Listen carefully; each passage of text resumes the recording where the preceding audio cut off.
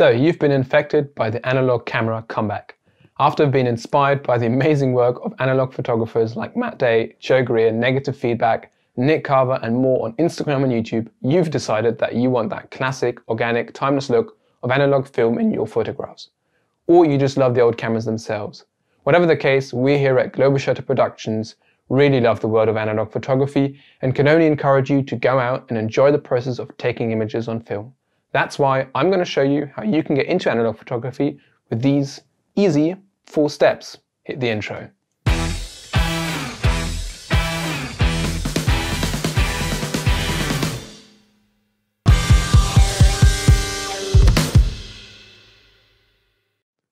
Step 1. You obviously need this, a camera.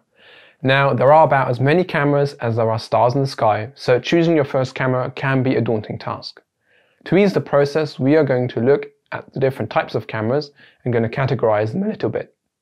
We strongly recommend, however, that you first ask your family members if they still have their old cameras, because most likely they will, and those can be a really great place to start off, and also they're free, so that's a bonus. But now let's look at some cameras.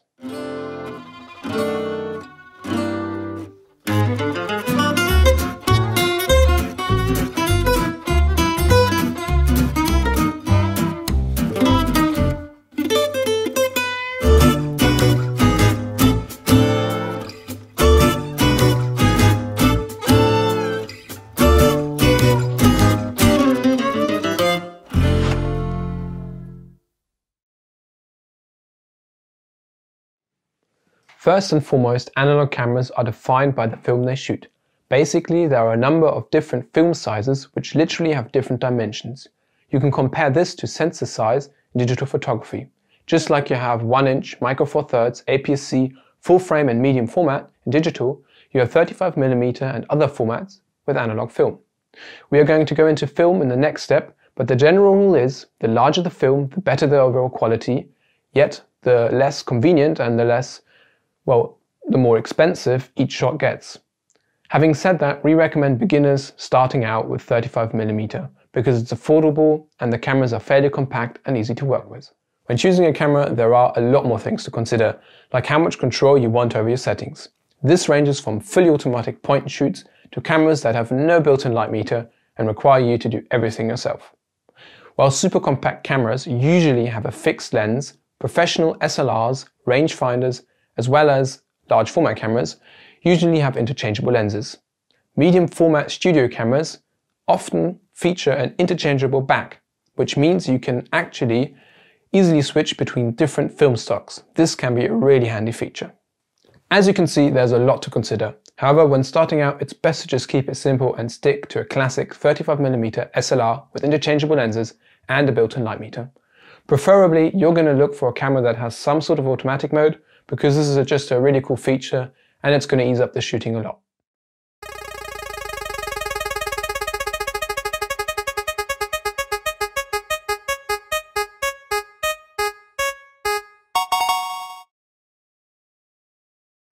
The Canon AE-1 is a famous beginner camera, but we think it's a bit overrated and quite expensive for what it does, so we don't recommend that. If you want something a little bit more, let's say, original, we recommend the Olympus OM2 with a 50mm 1.8 or another prime. It's super well built, has good metering and is also affordable. And it can grow with you because it's part of the OM system, so that's a great place to start. We made a video about the OM2, so if you're interested, go check it out right up here somewhere. If you are completely new to photography in general and you don't know how to work a camera, we recommend a cheap point and shoot like the Olympus AF1 because you don't have to think about the settings and you can concentrate on capturing the moment, which is the most important thing. They are a really great alternative to anyone who's considered buying a disposable camera because they are better performers, have a longer lifespan, and they just don't produce as much trash, which is really important. Also, they make a really great gift if you're looking to get something for someone. As you get into analog photography, you will probably find yourself searching and lusting after cameras and acquiring a couple of them. Maybe you'll sell some of them, but you'll definitely have a small collection of keepers, and we think that that's really part of the analog experience. Trying out new stuff is what analog is all about. Step 2. Get hold of some film. As I've already mentioned, there are different film sizes, the most widespread one being this, 35mm film. You've probably seen this in your life before because it was used by amateurs like parents looking to document their life before the digital age. It was a golden standard and still is. There are smaller film types, but they are rarely used because of their lack of resolution. 35mm film comes in small metal canisters and is the best starting point for beginners. One step above 35mm film is medium format. And it comes in three main flavors: 6x5, which has roughly double the resolution of 35mm, 6x6 and 6x7, which has roughly 4 times the resolution of 35mm film. Medium format comes on roll film, also called 120, and looks like this. But there are even bigger film formats, called large format. The main ones being 4x5 and 8x10. As you can see, these are huge and are absolute monsters and have resolutions unmatched by any digital camera available today. There is also an absurd world beyond large format called super large format, but that's beyond this video. Besides more resolution, larger film allows you to achieve shallower depth of field more easily. This is one of the charms of larger formats like medium format, so that's quite cool. In analog photography, the film stock you decide to shoot will greatly affect the way the final image will come out. One obvious choice you're going to have to make is whether you want to shoot black or white or color. Besides this, there are two fundamental different types of film: color reverso film, also called slide film, which was very popular back in the day, and color negative, also called color print film. The difference between the two is simply that one is a positive and the other is a negative. The benefit of the positive or slide film is that it has more vivid colors. However, it is not very forgiving, so you have to meter very carefully and it's quite pricey, so we strongly advise to go with color negative film when starting out. The film stock will determine how grainy, sharp and contrasty your images will come out. Also, it will define how the colors are rendered. Each film has a certain sensibility, which is measured in the ISO, which is actually printed on the box. Just like in digital photography, the higher the ISO, the less light is needed for the correct exposure, but also the more noisy, or in the case of film, grainy, the image becomes. Now, grain can be something really beautiful and a lot of people like it. If you digitize your work, like most people do, you can obviously change a lot in editing. But if you wish to print your work in the darkroom, choose your film stock wisely, and it is not easy to change these traits while printing.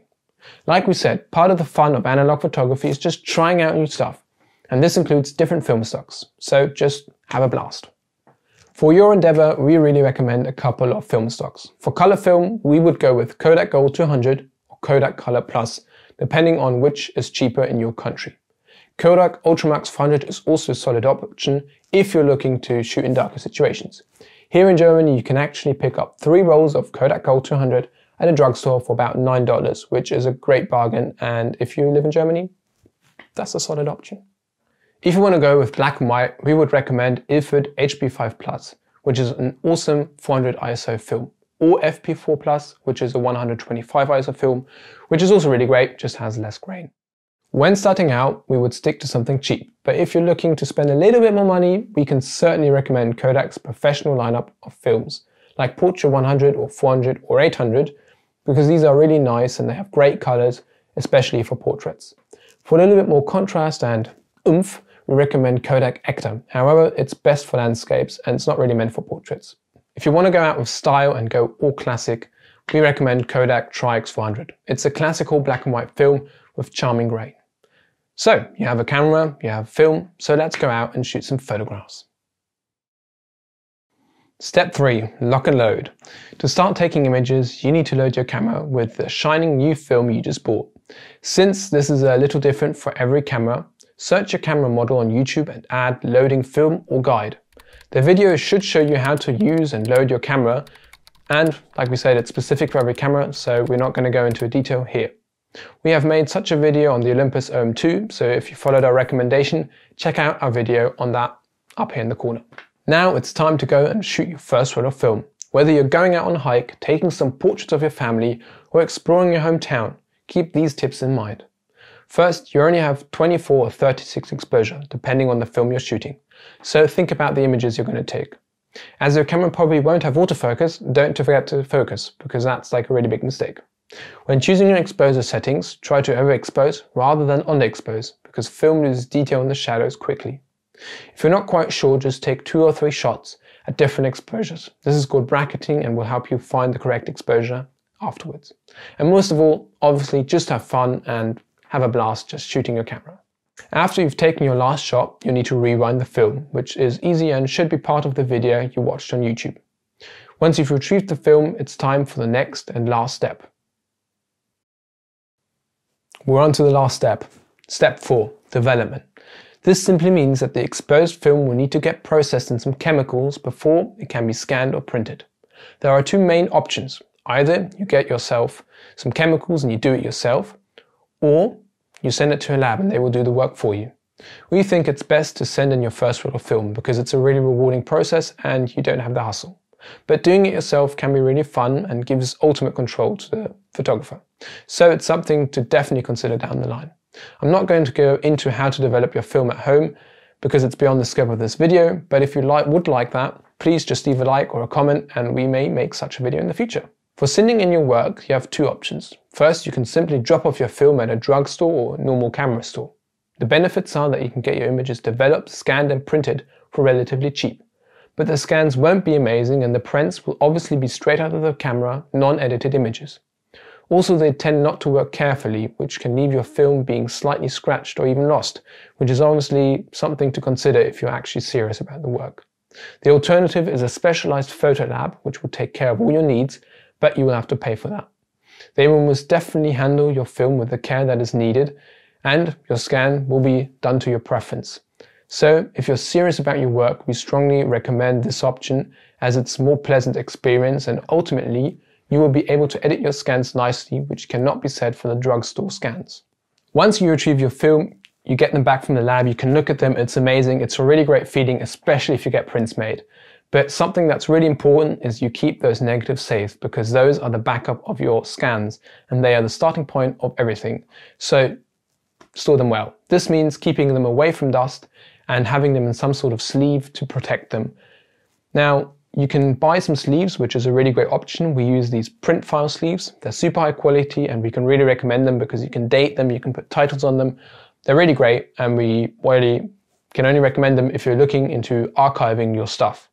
This is something where you just make you have like a binder and you have lots of sleeves in there and you can archive your stuff, you can sort them and organize them so that way you will find your photos that you want to print or you want to scan, and that's a really great option. We really recommend that in the long run at least.